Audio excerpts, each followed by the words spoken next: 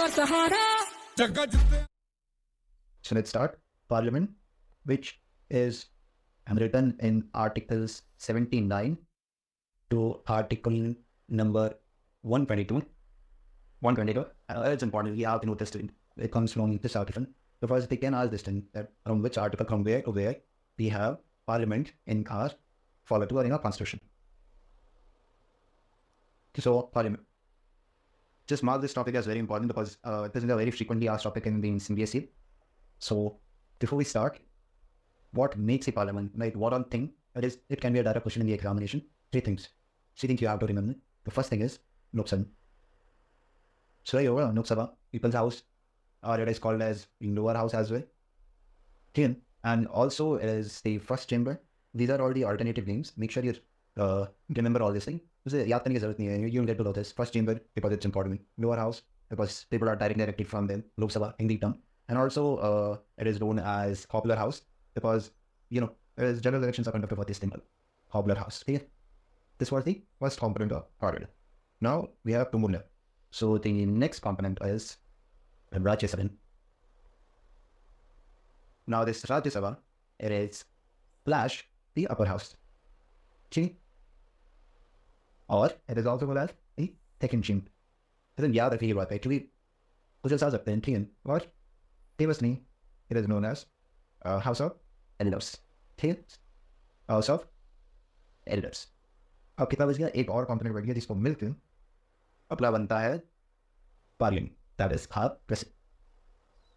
When we combine all these three, we get our Parliament. ठीक है अब जो आपका कॉन्स्टिट्यूशन दिया हुआ है in our constitution the parliament is mention from article number 79 article number 112 there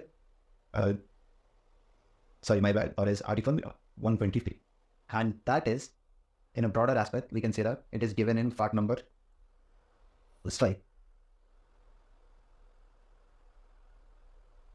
ठीक है यहाँ पे याद करने की बात क्या है एक तो कि 3 कंपोनेंट से पार्लियामेंट बनता है ठीक है और ये हमारे कॉन्स्टिट्यूशन वो आर्टिकल नंबर 79 से लेकर आर्टिकल नंबर 122 के बीच में इसके बारे में लिखा हुआ है कि इसके प्रोसीडिंग्स कैसे होंगे यहाँ पे लोग कैसे आएंगे उन लोग को कैसे हटाया जाएगा इन लोग का काम क्या है इन लोग को कितना पैसा देना चाहिए everything is written in article 79 to article 120 और जब हम ब्रॉडर एस्पेक्ट में बात करेंगे we have to remember this कि जब पार्लियामेंट की बात करें it is part 5th of the Indian constitution now then we talk about the organisation कि भैया कैसे ऑर्गेनाइज हो रहा है सबसे पहले कुछ इंटरेस्टिंग फैक्ट बात कर लेते हैं जैसे लोकसभा जो है उसके अभी करंट कितने मेंबर्स हैं जो फिर लोकसभा है in the famous house, popular house, Chris Lok Sabha में currently 552 members हैं और ये मैक्सिमम होता है कि इतना ही हो सकता है जब तक कि कोई नया कॉन्स्टिट्यूशनल अमेंडमेंट ना आ जाए और इसको बढ़ा ना दे तब तक 552 मैक्सिमम अब इस 552 में डिवीजन कैसे होती 530 सीट्स 530 सीट्स आपके पास यहाँ पे स्टेट हैं कि स्टेट से डायरेक्टली लोग क्या बोले प्लस अपनी 20 सीट्स है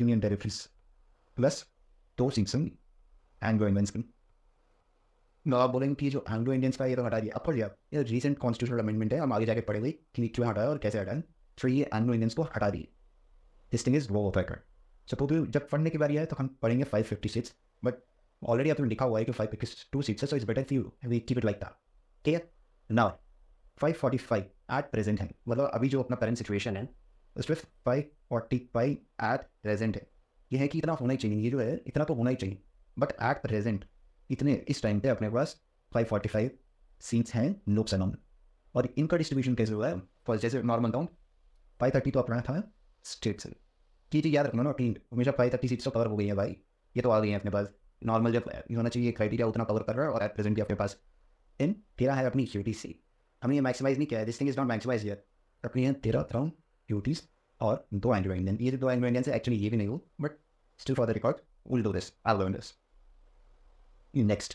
So next अपने पास है organization. So the Parliament of India consists of 3 parts. The President, the Council of State, and the House of It. Clear? The Rajya Sabha is the upper house, second chamber or House of Elders. Clear?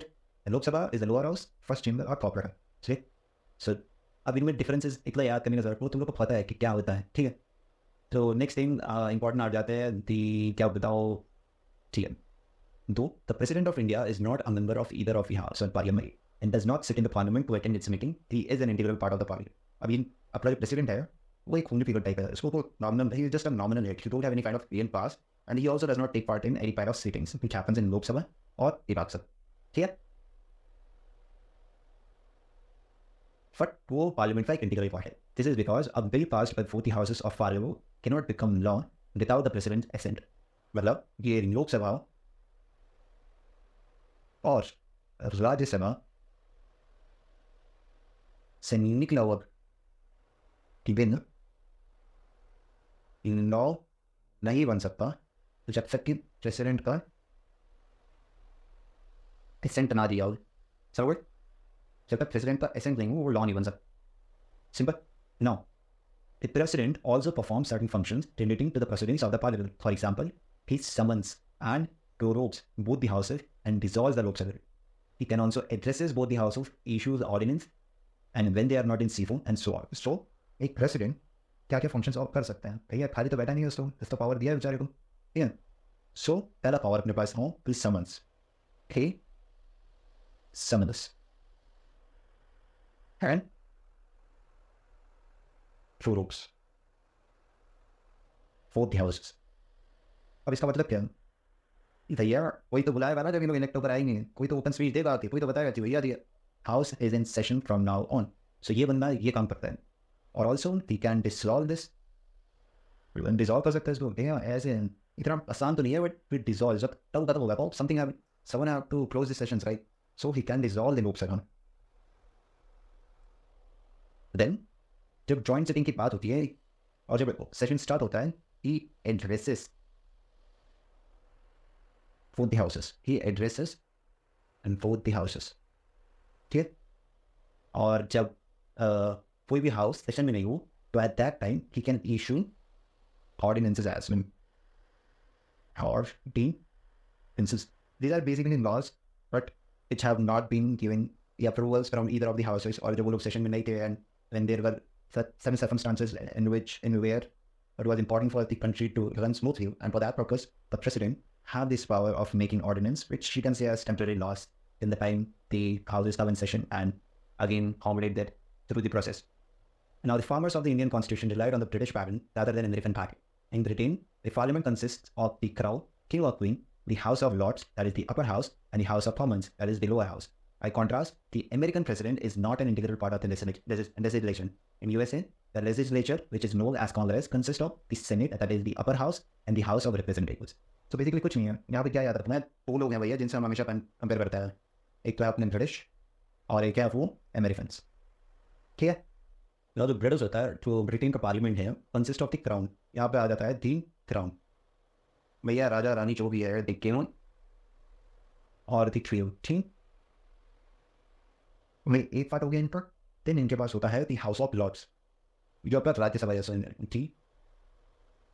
House of Lords. ठीक. And the next thing इनके पास होता है the House of Commons, that is lower. अब जैसा लग रहा है वैसा ही. ठीक है. नेक्स्ट जब हम अमेरिकन से अपना कंपेयर करते हैं अपना लेजिस्लेचर, देन इनका जो होता है इनका पार्लियामेंट नहीं होता है, इनका होता है कांग्रेस. ठीक है. और इनका होता है पार्लियामेंट. इनका जो ब्रिटेन का होता है इनका होता है पार्लियामेंट. हमने तो पार्लियामेंट्री टाइप ऑफ सिस्टम लिया. ठीक है. और इनका जो पार्लियामेंट होता है उसको कांग्रेस बोलते हैं. नेक्स्ट इनके कांग्रेस को क्या क्या पार्ट होता है? इनका होता है सेनेट. ये वर्ड याद रखना कि डायरेक्ट क्वेश्चन आ जाएगा तुम्हारा. ये पार्लियामेंट बोलते हैं इसको कांग्रेस बोलते हैं. जो अपर हाउस होता है इसको बोलते हैं सेनेट. जो होता है वो होता है अपर हाउस. और राज्यसभा जैसे राज्यसभा का अमेरिकन अल्टरनेटिव अपना है senate, that is the upper house. ठीक है. और द हाउस ऑफ रिप्रेजेंटेटिव्स.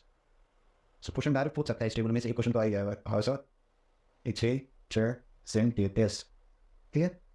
और लोअर हाउस. तो ये याद रखना कि मेरे देखो पार्लियामेंट पूछेगा नहीं कि अपना पार्लियामेंट से ऑलरेडी है. सो इतना अगर हम लॉजिकल थिंकिंग यूज़ करेंगे तो ब्रिटिश को कम पूछेगा. फर्स्ट देखो ऐसे ही अपने जैसे प्रेसिडेंट हो गया, द हाउस ऑफ लॉर्ड्स अपना ये हो गया क्या बताते हैं उसको अपर हाउस, और द हाउस ऑफ कॉमन्स हो गया लोअर हाउस, लोकसभा राज्यसभा. और यहाँ पे ये पूछ सकता है कि जो अपना अमेरिकन अल्टरनेटिव है पार्लियामेंट का, what this thing is called. So this thing is called as Congress. ठीक है. और जो यहाँ पे जो अपर हाउस होता है उसको द हाउस ऑफ लॉर्ड्स नहीं बोलते हैं, हाउस ऑफ अपर में नहीं बोलते हैं. ये होता है अपना सेनेट. ठीक है. और जो लोअर हाउस होता है जो कि अपना लोकसभा होता है उसको बोलते हैं हाउस ऑफ रिप्रेजेंटेटिव. आगे बढ़ते हैं. जब हमने डिस्कस कर ही लिया कि लोकसभा में कितने सीट्स है एट प्रेजेंट और कितने बनाए गए थे अकॉर्डिंग टू कॉन्स्टिट्यूशन, तो लेट्स कमिंग टू राज्यसभा. देखो मैंने बीच में ये क्यों पढ़ा दिया. अब तुम एक बार रिकॉल करो कि जो तुमने पढ़ा है तो वो याद है भी नहीं. कि जितना पड़ा था चलो बताओ कितना, तो जो लोकसभा है उसमें कितना होता है, इसमें 552 मैक्सिमम सीट्स हैं और एट प्रेजेंट कितना है 545। एक चीज़ कॉमन थी दोनों में, 530 सीट हमने दे दी थी स्टेट्स को और वो 530 स्टेटों को। यहाँ पे 20 यूटी थी अपनी, ठीक है, ये तो स्टेट्स हो गई, ये तो अपनी यूटी थी, और हमारे यहाँ पे कितने हुए 13, ठीक है, 7 का गैप है यहाँ, और बाकी 2 एंग्लो इंडियंस को हटा दो, तो इतना याद रखनी तो ठीक रहेगा। 45 13 552 20 बनाओ बस, याद हो गया। चले सिमिलरली हम लोग करेंगे Rajya Sabha film. So when it comes to Rajya Sabha, that is the upper house and the second house, House of the Lords, Senate, ठीक है। तो राज्य सभा इंडिया में देखने तो राज्य सभा में मैक्सिमम सीट्स हैं 250, 250 है आपको मैक्सिमम सीट्स, ठीक है।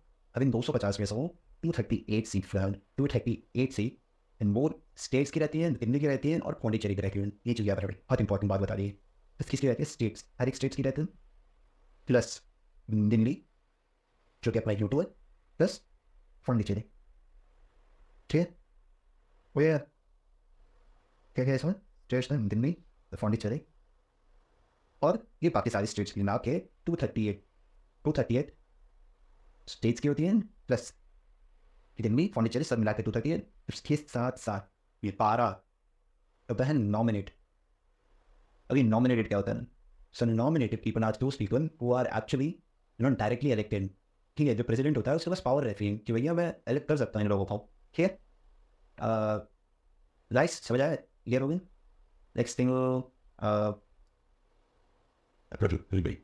बस इतना ही था, ठीक है। इस बार और कुछ याद नहीं करना, तो प्रेजेंट बता देता हूँ मैं। तो 250 इसमें उसका बताओ कितना था 552, प्रेजेंट में कितना 545, राज्यसभा का कितना है 250, प्रेजेंट में कितना है 242, याद हो गया, सिंपल। इसमें 545 था, इसमें 245 हो गया। इसमें 552 था, 545 आधा, ये 545 हो गया, इसमें 250 था, इसमें 45 हो गया। तो 245 याद रखते हैं ना बस। अगर लोअर हाउस है तो 5, अपर हाउस है तो 2, ठीक है। 245 एट प्रेजेंट। अब इसमें से सेम यही होता है, ठीक है। 229 स्टेट्स की होता है, 229 स्टेट्स को इतना जो बाकी स्टेट्स है प्लस 229 याद रखना ना, ये पूछ सकता है 229 है जो स्टेट्स आता है 4 होते हैं दिल्ली प्लस दिल्ली और पौंडीचेरी का, दिल्ली प्लस पौंडीचेरी का मिला के, और 12 अपने नॉमिनेटेड लोग होगा। वो एक्सेप्शनल परफॉर्म करते हैं अपने अपने फील्ड में। तेरा सब फील्ड सेंटर्स जैसे कि आर्ट हो गया, पीस हो गया, लिटरेचर हो गया, इकोनॉमिक्स हो गया, देन एक्टिंग हो गई, स्पोर्ट्स हो गया, दीज आर ऑल सब्जेक्ट्स, ठीक है। फिर राज्यसभा का भी खत्म कर दिया हम लोगों ने।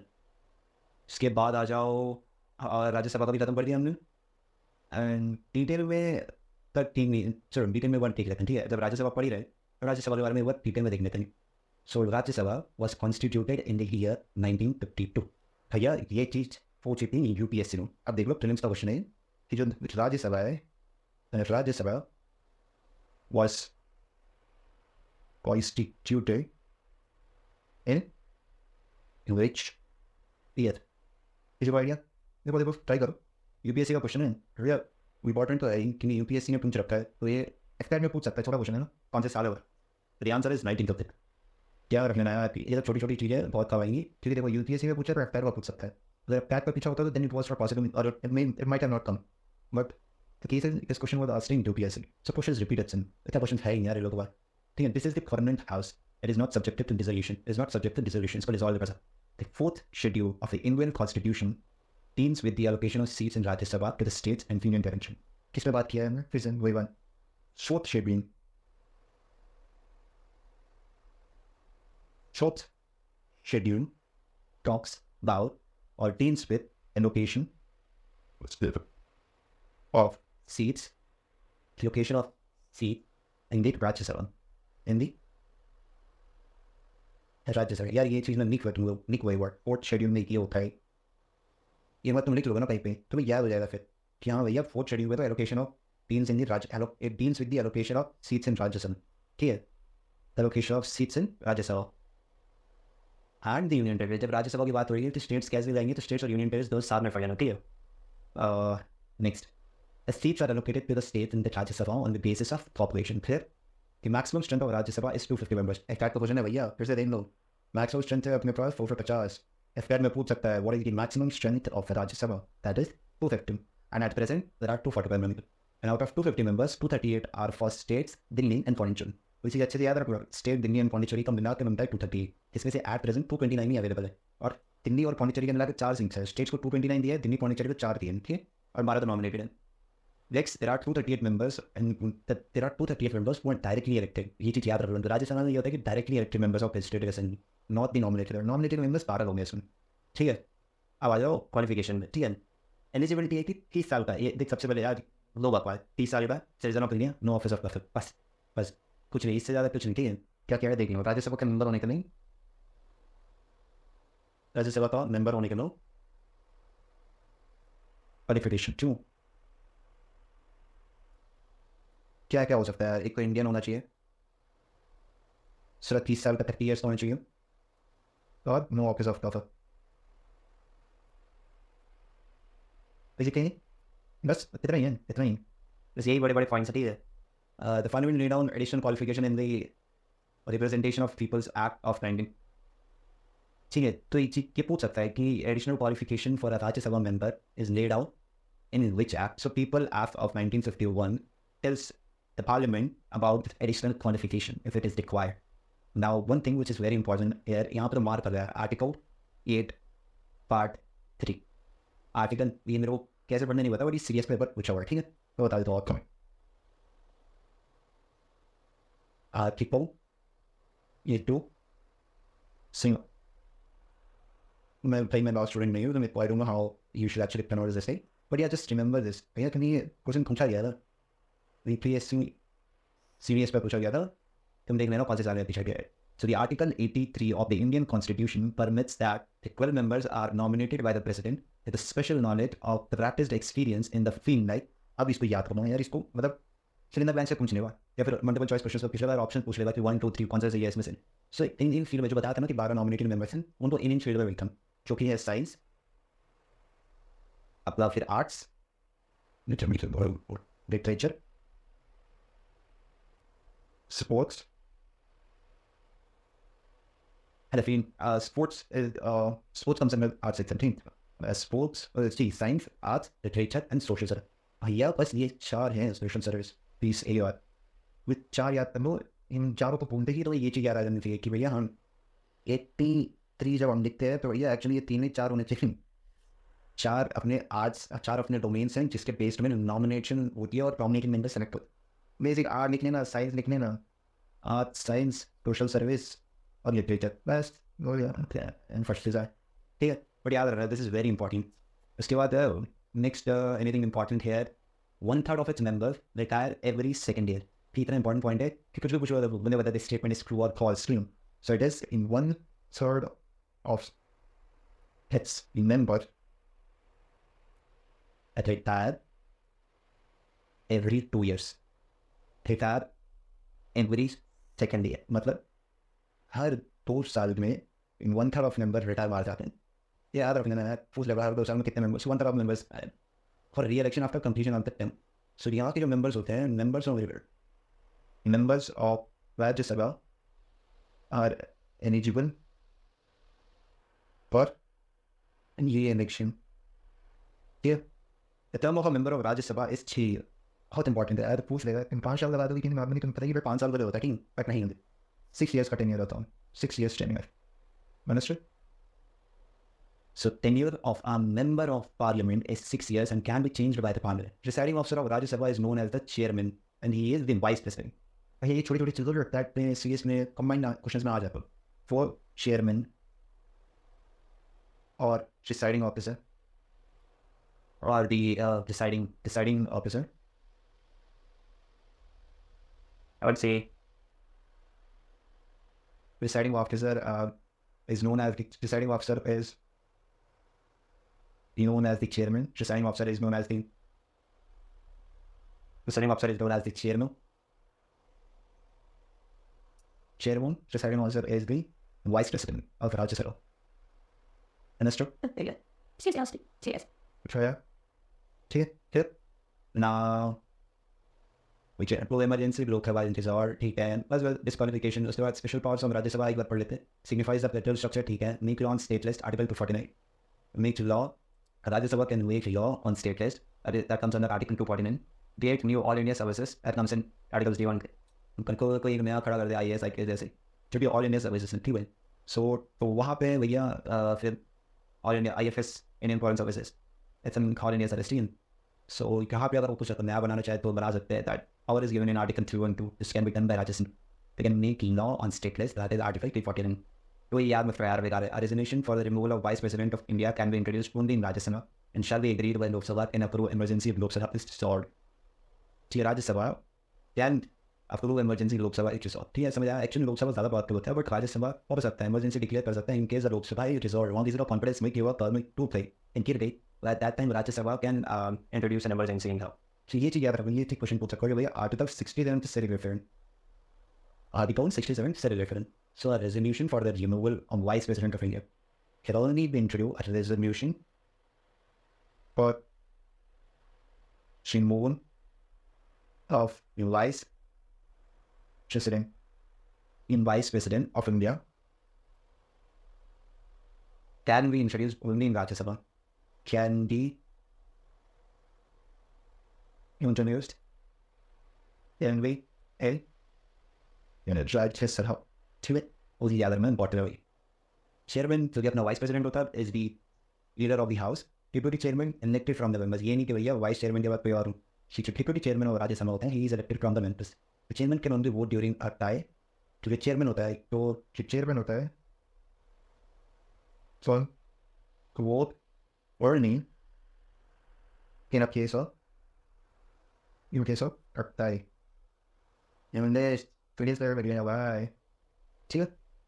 Next thing is the chairman, the power vested in chairman, the empowered to adjourn the session, accepting of resignation, disqualification under its schedule, and for the respect of the managers.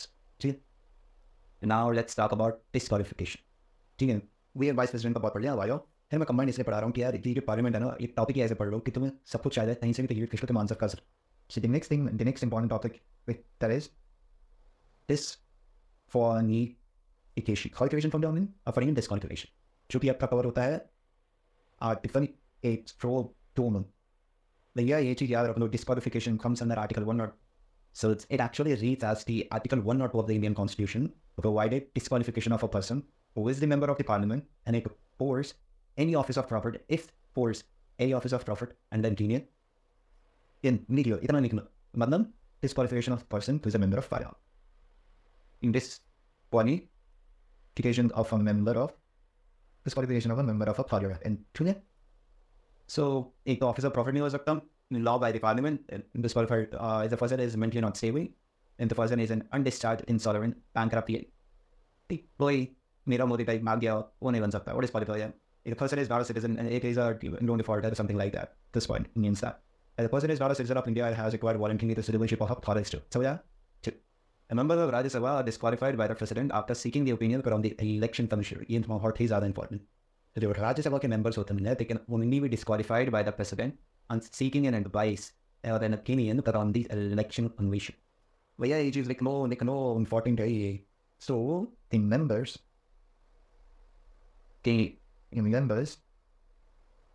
of Rajya Sabha, the members of the Rajya Sabha are disqualified. Keep questioning it. Basically that, guys. Keep by the president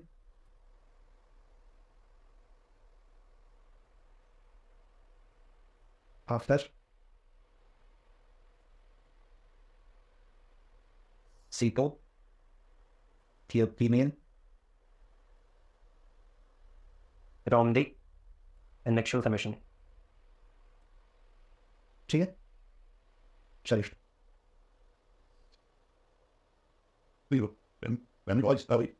Rajya Sabha represents state and a federal government. It is a permanent house. It can ratify emergencies and Lok Sabha is dissolved and not in session. It protects the interest of a state and no joint session during a deadlock. मतलब deadlock तब होता है जब either of the houses is not approving any kind of resolution which has passed, which has been introduced. So at that time, no joint session. We have a okay. Next come to Lok Sabha. The Lok Sabha next. So this is called the lower house of the Parliament. ठीक है. Maximum strength of Lok Sabha is 530. You know that. Out of this, 530 are the representatives of the state who are directly elected by the people. 20 members are the representatives of the union territory directly elected by the federal thing. Remaining 2 members are nominated by the president from the Unveiling. Yeah, all the citizens of India who are above the age of 18 are eligible to vote and the initial voting one. ठीक है. ये जो याद करना ना कि अभी हम सब 18 साल के उम्र में वोट डाल पा रहे हैं, बट ये तभी पॉसिबल हुआ था जब हमने 61st कॉन्स्टिट्यूशनल अमेंडमेंट 1988 में इंट्रोड्यूस किया, ठीक है। Earlier the voting age was 21, so the year red noted it's a regulated sport. Se sube en Navarro कि भैया यूनिवर्सल में ऑडिट फ्रेंचाइज खोल कैसे लाया हुआ है मेरे तो स्टार बन जा। पर यार first constitutional Unveiling. It makes sense. I mean, they did it. Amendment Act of in 1988 याद रहेगा इसने क्या किया था। चलिए फर्स्ट एक कम तारीख में 18 years बाद ही और voting with age. There was a better franchise. Now, the provision to nominate Anglo-Indians was to operate in 1960 only, and periodically it has been extended 10 years. So the constitutional amendment, now it has been extended up to 2020, and the number of seats in Lok Sabha must be readjusted after every session. According to the Parliament enacted, the fee limit.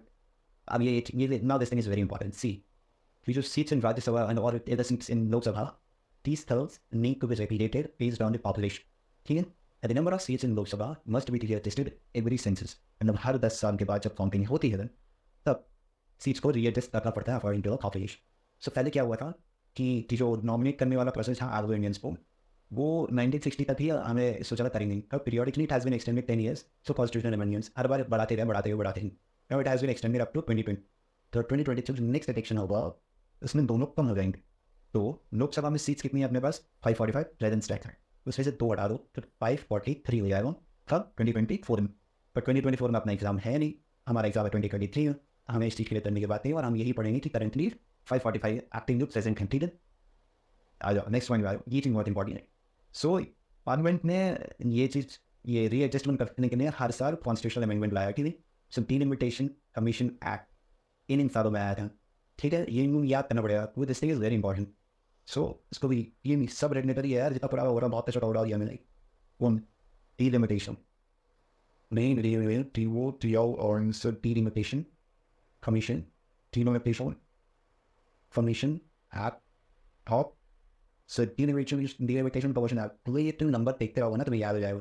1952 में सबसे पहले start किया, 10 साल लगातार 1962 आया, फिर 10 साल बढ़ा दिया इन लोगों ने, 1972 आया, जो एंग्लो इंडियन पे ने बढ़ा, ठीक है। फिर 2002 में जब आए ये लोग तब तक उसके बाद बीच में कुछ नहीं हुआ, 82 92 कुछ नहीं, 2002 गए फॉर दिस वर्क 2002 तक बढ़ा दिया, उसके बाद डायरेक्ट बोला 2002 का नहीं है, ठीक है। तो ये ईयर्स याद रखना खैर कुछ रुक जा रहा है। तो इन साल में रीएडजस्ट किया है सीट पर, ठीक है। The constitution provided the reservation of seats for scheduled caste and scheduled tribe in Lok Sabha on the basis of population ratio. The term of Lok Sabha is 5 years from the date of its first meeting after general election. The president can dissolve the Lok Sabha at any time before the completion of 5। The term of Lok Sabha can be extended by the Parliament during national emergency, and this is for 1 year at a time for any length of time. This is for 1 year at a time. 1 साल तक बढ़ सकता है, but any length of time. कितनी बार? So, 42nd Constitutional Amendment Act. This thing is important. अब पढ़ो इसको, मैं पहले बता देता हूँ क्यों 42nd Constitutional Amendment Act क्यों important है, जो कि 1936 में आया था। Now, suppose ये word 4, 5, 6 याद रखो, 1976 4 + 2 6 1976 ये 70s में बहुत कुछ हुआ था। तो ये वाला पर्टिकुलरली ये कॉन्स्टिट्यूशनल अमेंडमेंट आया 42nd लॉ को याद करने के लिए, जो कि 1976 में हुआ था। उसको याद करने का ये तरीका है कि 44 + 2 6 आ जाएगा and is addition. Now what this thing has done is it froze the allocation of seats in the Lok Sabha to the state and the division of each state into territorial constituencies in the year 2000 at the 1971 census लेग। Now फिर से पढ़ो बार it froze the allocation. So, allocation, territorial constitutions क्या होते हैं? Delimitation commission आया, interstate and intrastate parties maintained based on population, ठीक है? So, allocation to states and boundaries of constituencies are readjusted after every census. तो ये जो allocation of states होता है वो हर एक census के बाद चेंज होता है, ठीक है? तो वो फ्रोज कर दिया, इस constitutional amendment act के बाद बीच फ्रोज कर दिया, ठीक है? इतना याद रखो, जब हम बात करेंगे चीफ के बारे में, that is 42nd Constitutional Amendment Act of 1976। इसके बाद सबसे बड़ा रेड वर्ड अपने को दिखना चाहिए रोज दिन readjust rules that is readjustment or the allocation of seats in Lok Sabha to states, ठीक है, in the year 2000 in the year 2000 ठीक है, in the year 2000 in the year high दिखा दूँ अब एक इंटरेस्टिंग चीज़ है अब इस चीज़ को अगर डबल कर दोगे तो ये अपने पास बनेगा 84th कॉन्स्टिट्यूशनल अमेंडमेंट एक्ट बराबर है 84th कॉन्स्टिट्यूशनल अमेंडमेंट एक्ट ये आया 2001 में देख लो इमीडिएटली हमें यहाँ तक तो हमने बोल दिया था कि फिर उस पर देगा पर उसके बाद इमीडिएटली अगले साल आ जाए 84th कॉन्स्टिट्यूशनल इस चीज़ ने क्या था इसने पोस्ट कर दिया फिर से इसको shows the adjustment he proposed that the adjustment till the year 2026 तो फिर इसको close कर दी where and next we have the number of seats in Lok Sabha frozen upward again done और एक और important चीज़ अगर याद रखना है before इसके अदल बदल में तो basis of ये जो delimitation of constitution हुआ था on the basis of 2001 constitutional amendment act property and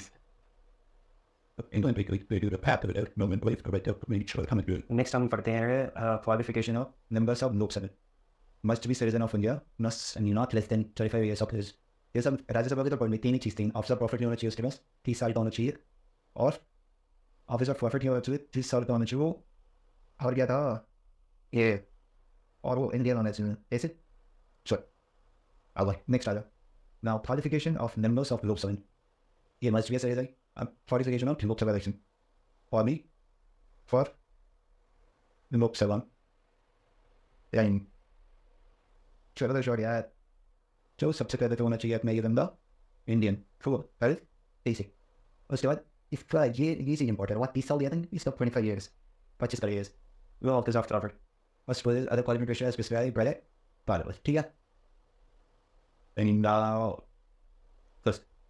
सो जब इसका डिस्क्वालिफिकेशन आता है जब हम राज्यसभा पर डिस्क्वालिफिकेशन का बात कर रहे थे तब अपने पास था one not one not this article one not याद रखना और सेम आर्टिकल इस तरीके में लगता है ठीक है सेम आर्टिकल अपने लोकसभा के बंद करते हुए लगता है 100